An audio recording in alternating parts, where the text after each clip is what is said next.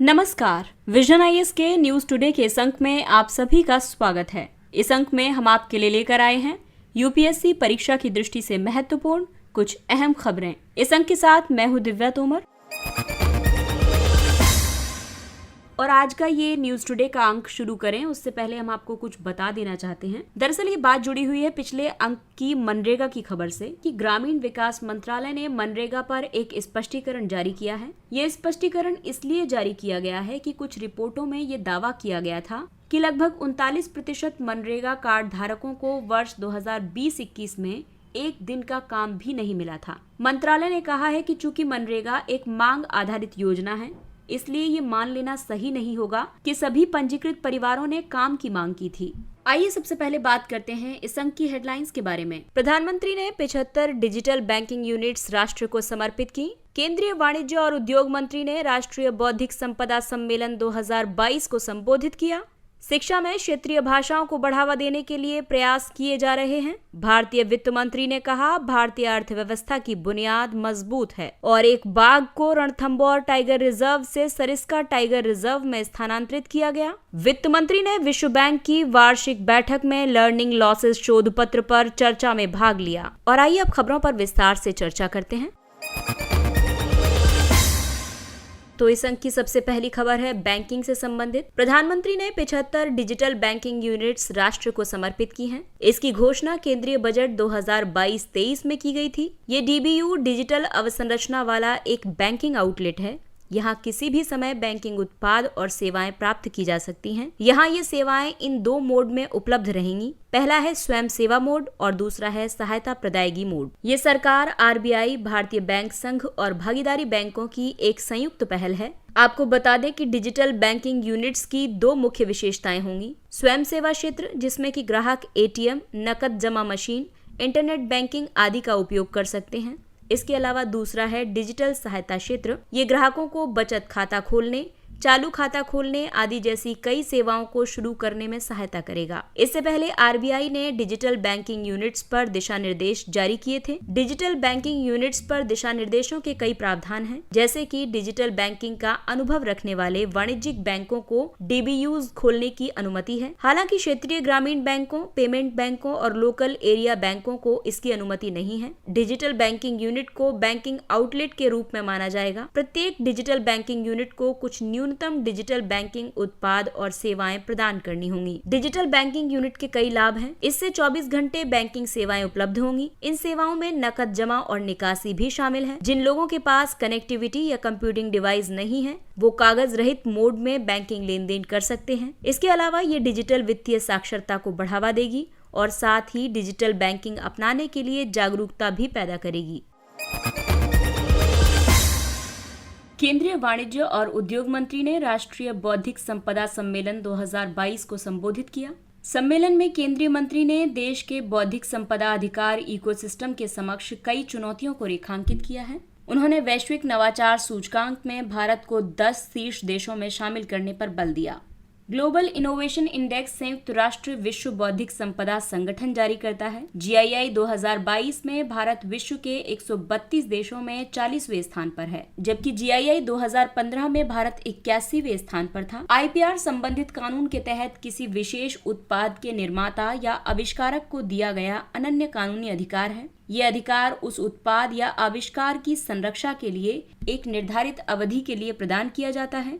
इन अधिकारों में शामिल हैं पेटेंट, कॉपीराइट, भौगोलिक संकेतक, ट्रेडमार्क आदि। भारत में आईपीआर से जुड़ी कई चिंताएं हैं, जैसे कि कानूनों को सही ढंग से लागू नहीं किया जा रहा है। कॉपीराइट सामग्रियों की पायरेसी बड़े पैमाने पर की जाती है। इसके अलावा कार्यबल की कमी की वजह से पेटेंट प्रदान करने में देरी होती है। साथ ही बिचौलियों की काफी मौजूदगी रहती है। बौद्धिक संपदा अपीलीय बोर्ड को समाप्त करने की वजह से बौद्धिक संपदा के मामलों के निर्णय के बारे में अनिश्चितता बनी हुई है और इसीलिए आईपीआर इकोसिस्टम को मजबूत करने से संबंधित कई पहलें आरंभ की गई हैं, जैसे कि स्टार्टअप्स बौद्धिक संपदा संरक्षण की सुविधा के लिए योजना। ये स्टार्टअप्स के बौद्धिक संपदा अधिकारों का संरक्षण करती है और उन्हें बढ़ावा देती है। इसके अलावा पेटेंट सुविधा कार्यक्रम, ये आईपीआर पर जागरूकता सृजन और प्रशिक्षण कार्यक्रम है। तीसरी पहल है कपिला योजना। इसके तहत पेटेंट दायर करने के लिए उच्चतर शिक्षा संस्थानों को वित्तीय सहायता प्रदान की जाती है। इसके अलावा राष्ट्रीय IPR नीति 2016 का लक्ष्य क्रिएटिव इंडिया, इनोवेटिव इंडिया है। दरअसल पेटेंट प्रदान करने के लिए 4 मानदंड अपनाए जाते हैं। इसमें सबसे पहला मानदंड है कि कोई भी आविष्कार या उत्पाद नया होना चाहिए। दूसरा मानदंड ये है कि ये अन्वेषण वाला कदम होना चाहिए या फिर अनिवार्य रूप से कला में कुशल व्यक्ति के लिए स्पष्ट नहीं होना चाहिए। तीसरा है कि ये औद्योगिक उपयोग वाला होना चाहिए और चौथा मानदंड है कि इस पर पेटेंट कानून 1970 की धारा 3 और 4 लागू नहीं होनी चाहिए, क्योंकि धारा 3 ये बताती है कि किसे आविष्कार नहीं कहा जा सकता और धारा 4 के अनुसार परमाणु ऊर्जा से जुड़े आविष्कारों का पेटेंट नहीं करवाया जा सकता।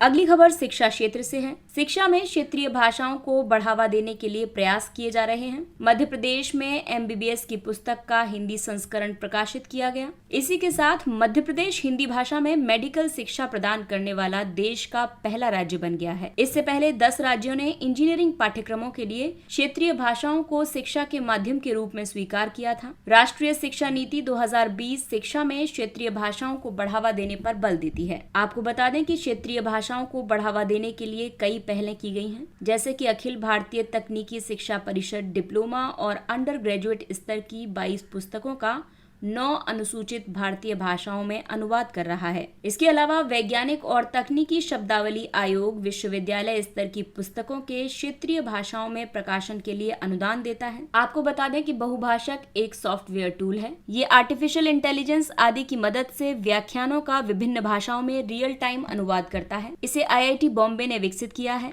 केंद्रीय इलेक्ट्रॉनिक्स और सूचना प्रौद्योगिकी मंत्रालय ने राष्ट्रीय भाषा अनुवाद मिशन के तहत इसका वित्त पोषण किया है। क्षेत्रीय भाषाओं में शिक्षा का लाभ ये है कि इससे विद्यालयों में नामांकन में सुधार होता है। इसके अलावा लर्निंग में सुधार से लर्निंग के बेहतर परिणाम प्राप्त होते हैं। क्षेत्रीय भाषाओं में प्रवीणता बढ़ाकर सांस्कृतिक जड़ों को मजबूत किया जा सकता है। इससे प्रतिभा पलायन में भी कमी लाई जा सकती है। इससे किसी व्यक्ति की योग्यता और क्षमता को आंकने में भाषा के इस्तेमाल को हतोत्साहित किया जा सकता है। इस तरह भाषा को केवल अभिव्यक्ति का माध्यम समझा जाएगा। अगला है क्षेत्रीय भाषाओं के प्रसार में बाधाएं। भारतीय समाज बहुभाषाई प्रकृति का है। दूसरी ओर इनके प्रचार के लिए आवश्यक संसाधनों में वृद्धि करनी पड़ेगी। साथ ही भाषा थोपे जाने का डर भी बना रहता है। दूसरी समस्या ये भी है कि क्षेत्रीय भाषाओं में व्यावसायिक पाठ्यक्रम को पढ़ाने के लिए गुणवत्तापूर्ण शिक्षकों की कमी बड़ी समस्या है। इसके अलावा प्लेसमेंट संबंधी चिंताएं भी हैं, क्योंकि क्षेत्रीय भाषाएं रोजगार के अवसरों को सीमित करती हैं। और आइए अब बात करते हैं अर्थव्यवस्था की। ये पेपर 3 का टॉपिक है। हाल ही में भारतीय वित्त मंत्री ने कहा है कि भारतीय अर्थव्यवस्था की बुनियाद मजबूत है।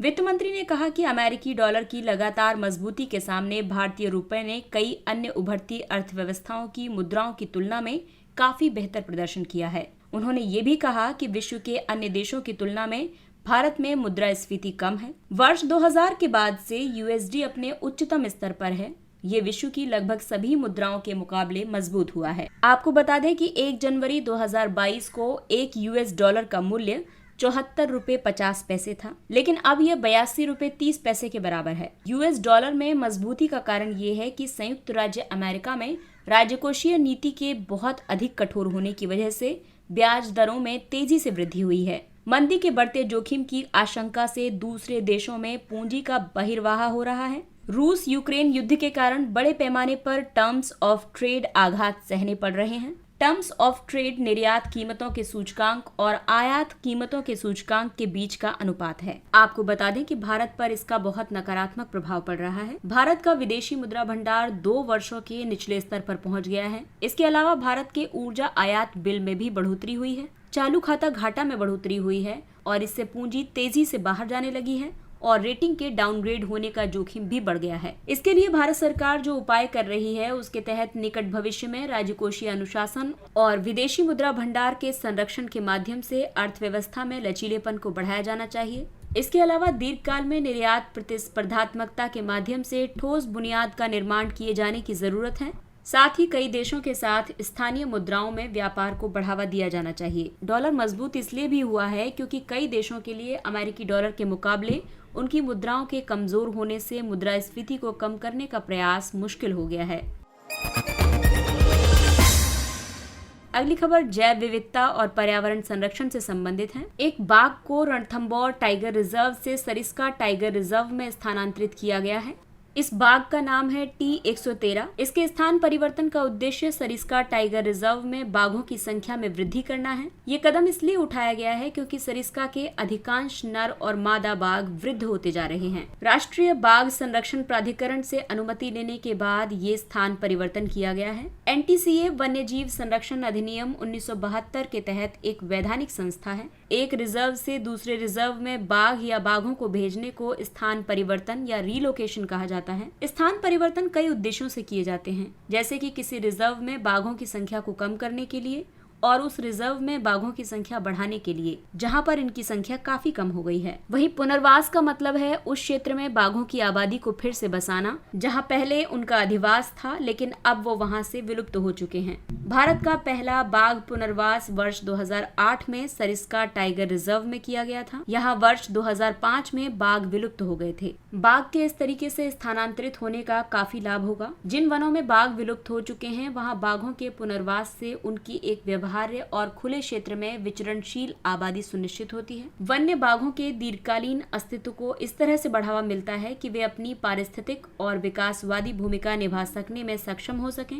इसके अलावा ये संरक्षण प्रयासों को प्रोत्साहित करता है और अक्सर स्थानीय रोजगार को बढ़ावा भी मिलता है। आपको बता दें कि बाघों की स्थिति IUCN में एंडेंजर्ड की है। बाघ ज्यादातर एकांत में रहना पसंद करते हैं। केवल शावकों का माता के साथ रहना अपवाद है। और आइए अब आपको बताते हैं रणथंभौर टाइगर रिजर्व और सरिस्का टाइगर रिजर्व के बारे में। रणथंभौर टाइगर रिजर्व अरावली पर्वत और विंध्य पठार के निकट स्थित है। ये दिन में विचरण करने वाले बाघों के लिए जाना जाता है। यहाँ दो तरफ से नदियाँ बहती हैं, एक तरफ से चंबल नदी और दूसरी तरफ से बनास नदी। ये रणथंभौर किला, जोगी महल और राजबाग खंडर सहित पदम तालाब, मलिक तालाब, राजबाग तालाब आदि जैसी झीलें मौजूद हैं। यहाँ की प्रमुख प्रजातियां हैं बाघ, तेंदुआ, धारीदार लकड़बग्घा, सांभर हिरण, चीतल और नीलगाय। वहीं सरिस्का टाइगर रिजर्व की बात करें तो ये राजस्थान के अलवर जिले में स्थित है। ये अरावली श्रृंखला का हिस्सा है। यहाँ 6ठी शताब्दी में निर्मित नीलकंठ मंदिर मौजूद है। इसके अलावा पांडुपोल, हनुमान मंदिर और कंकवाड़ी किला भी यहाँ पर स्थित है। सरिस्का टाइगर रिजर्व की प्रमुख प्रजातियां हैं तेंदुआ, जंगली बिल्ली, करेकल, धारीदार लकड़बग्घा, सुनहरा सियार आदि। अगली खबर विश्व बैंक से संबंधित है। वित्त मंत्री ने विश्व बैंक की वार्षिक बैठक में लर्निंग लॉसेस शोध पत्र पर चर्चा में भाग लिया। हाल ही में वित्त मंत्री ने learning losses what to do about the heavy cost of covid on children, youth and future productivity शीर्षक वाले एक शोध पत्र पर चर्चा में भाग लिया। आपको बता दें कि स्कूलों के बंद होने के कारण हुआ लर्निंग लॉस कोविड-19 रिकवरी के समक्ष सबसे बड़े वैश्विक खतरों में से एक है। संयुक्त राष्ट्र बाल कोष के मुताबिक इस प्रकार के लर्निंग लॉस से छात्रों की इस पीढ़ी को जीवन भर की कमाई में करीब $17 ट्रिलियन का नुकसान हो सकता है। भारत में वर्ष 2021 के राष्ट्रीय उपलब्धि सर्वेक्षण के मुताबिक छात्रों का औसत प्रदर्शन वर्ष 2017 की तुलना में 9% तक गिर गया है। इसके अलावा डिजिटल उपकरणों तक सीमित पहुंच और कनेक्टिविटी की कमी ने भी दूरस्थ शिक्षा को गंभीर रूप से बाधित किया है। जैसे कि भारत ने कक्षा 3 के छात्रों के लिए नेशनल फाउंडेशन लर्निंग स्टडी की शुरुआत की है। ये ग्लोबल प्रोफिशिएंसी फ्रेमवर्क पर आधारित है। इसके अलावा teach at the right level, इसके अंतर्गत बच्चों को उनकी आयु या कक्षा की बजाय सीखने की जरूरतों के आधार पर निर्देशात्मक समूहों में विभाजित किया गया है। साथ ही वैकल्पिक शैक्षणिक कैलेंडर लाया गया है। इसमें पाठ्यक्रम आधारित सीखने के परिणामों को शामिल करने वाली सप्ताहवार योजनाएं शामिल हैं। इसके अलावा दीक्षा पहल शुरू की गई है। इसे भारत ने 12 डिजिटल ग्लोबल गुड्स में से एक के रूप में चिन्हित किया है। ये प्राथमिक विद्यालय के बच्चों को QR कोड आधारित पाठ्य पुस्तकें उपलब्ध करवाता है। इसके अलावा स्वयं सेवकों को स्कूल से जोड़ने के लिए विद्यांजलि 2.0 पहल और एकीकृत शिक्षक प्रशिक्षण के लिए निष्ठा पहल शुरू की गई है। और आइए अब बात करते हैं कुछ अन्य महत्वपूर्ण सुर्खियों की। राजभाषा पर संसदीय समिति। हाल ही में राजभाषा पर गठित संसदीय समिति ने अपनी रिपोर्ट प्रस्तुत की है। इस समिति का गठन वर्ष 1976 में राजभाषा अधिनियम 1963 के तहत किया गया था। इसका गठन गृह मंत्रालय करता है और केंद्रीय गृह मंत्री इसकी अध्यक्षता करते हैं। ये समिति राष्ट्रपति को अपनी रिपोर्ट प्रस्तुत करती है। इस समिति का कार्य है आधिकारिक उद्देश्यों के लिए हिंदी के उपयोग में हुई प्रगति की समीक्षा करना और साथ ही आधिकारिक संचार में हिंदी के उपयोग को बढ़ाने के लिए सिफारिशें करना। एशियाई तटरक्षक एजेंसियों के प्रमुखों की बैठक। भारतीय तटरक्षक बल नई दिल्ली में 18वें HACGAM की मेजबानी कर रहा है। इस बैठक का आयोजन HACGAM सचिवालय के समन्वय में किया जा रहा है। ये 23 देशों का एक बहुपक्षीय मंच है। ये मंच सदस्य एशियाई देशों के तटरक्षकों के बीच सहयोग को बढ़ावा देता है। इसके सदस्यों में भारत, ऑस्ट्रेलिया, चीन, फ्रांस, जापान आदि शामिल हैं। इसके सहयोगी सदस्य मादक पदार्थों और अपराध पर संयुक्त राष्ट्र कार्यालय और एशिया में पोतों पर समुद्री डकैती और जलदस्युता से निपटने के लिए क्षेत्रीय सहयोग समझौता यानी रीकैप हैं। आपको बता दें कि HACGAM की पहली बैठक का आयोजन वर्ष 2004 में जापान के टोक्यो शहर में किया गया था। पहला एल्यूमिनियम फ्रेट रेक। हाल ही में भारत में पहले स्वदेशी रूप से निर्मित एल्यूमिनियम फ्रेट रेक का उद्घाटन किया गया है। एल्यूमिनियम रेक इस्पात से बने रेक की तुलना में 180 टन हल्का है। इससे ट्रेन की गति में वृद्धि होगी और बिजली की खपत में कमी आएगी। अगर रेलवे 15 से 20% तक भी एल्यूमिनियम निर्मित रेक निर्माण को अपना लेता है तो इससे 25 लाख टन तक कार्बन डाइऑक्साइड को कम करने में मदद मिल सकती है। ये जंगरोधी और 100% पुनर्चक्रण के योग्य है। ये इसलिए भी जरूरी है क्योंकि भारतीय लोहा और इस्पात उद्योग अपनी निकेल और कैडमियम की अधिकांश आपूर्ति के लिए आयात पर निर्भर हैं। Hunger hotspots report. ये खाद्य एवं कृषि संगठन तथा विश्व खाद्य कार्यक्रम की संयुक्त रिपोर्ट है। इस रिपोर्ट के मुताबिक भुखमरी के प्रमुख हॉटस्पॉट्स में अफगानिस्तान, इथियोपिया, नाइजीरिया, दक्षिण सूडान, सोमालिया, यमन और हॉर्न ऑफ अफ्रीका के देश शामिल हैं। 53 देशों या राज्य क्षेत्रों में 222 मिलियन लोग गंभीर खाद्य असुरक्षा का सामना कर रहे हैं। इसके अलावा रिपोर्ट में कहा गया है कि इसके प्रमुख चालक और प्रेरक कारक हैं संघर्ष या असुरक्षा, विस्थापन, शुष्क जलवायु, आर्थिक आघात, बाढ़, राजनीतिक अस्थिरता, अशांति और उष्णकटिबंधीय चक्रवात।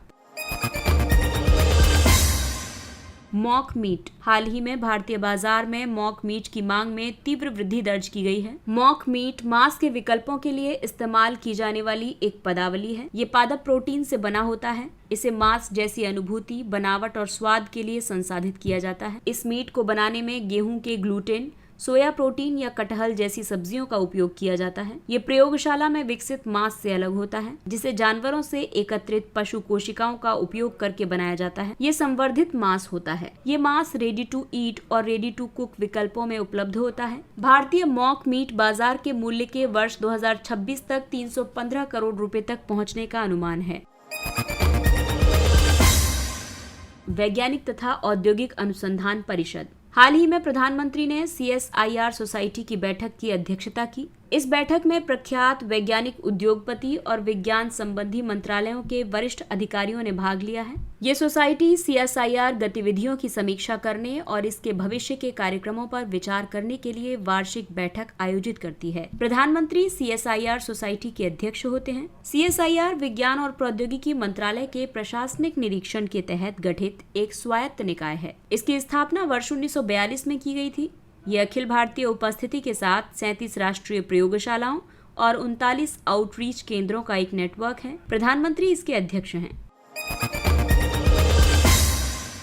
International trade union confederation. भारतीय मजदूर संघ इंटरनेशनल ट्रेड यूनियन कॉन्फेडरेशन से संबद्धता का प्रयास कर रहा है। इंटरनेशनल ट्रेड यूनियन कॉन्फेडरेशन विश्व के श्रमिकों का प्रतिनिधित्व करने वाला संगठन है। इसका मुख्य उद्देश्य ट्रेड यूनियनों के बीच अंतर्राष्ट्रीय सहयोग के माध्यम से श्रमिकों के अधिकारों और हितों का संवर्धन और संरक्षण करना है। ये 163 देशों और राज्य क्षेत्रों में 200 मिलियन श्रमिकों का प्रतिनिधित्व करता है और इसके 332 राष्ट्रीय सहयोगी हैं। Indian national trade union Congress, Hind मजदूर सभा, स्वरोजगार महिला संघ आदि ITUC के भारतीय सहयोगी हैं। अंतर्राष्ट्रीय श्रम संगठन के शासी निकायों में श्रमिकों के प्रतिनिधियों के लिए चुने जाने वाले किसी भी संघ के लिए ITUC का समर्थन महत्वपूर्ण होता है।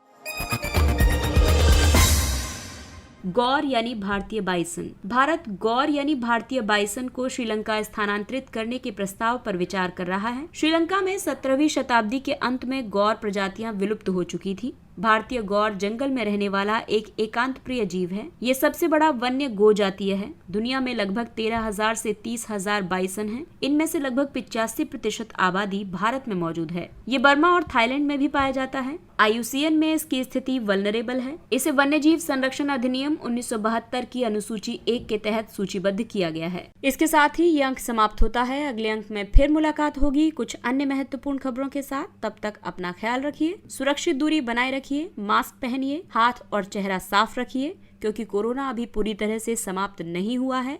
इसलिए अपनों का और अपना विशेष ध्यान रखें। और अगर आपको हमारा कंटेंट पसंद आ रहा है तो इसे लाइक, सब्सक्राइब और शेयर करें। इसके साथ ही विजन IAS की पूरी टीम आपसे इजाजत लेती है। नमस्कार। Thank you for listening.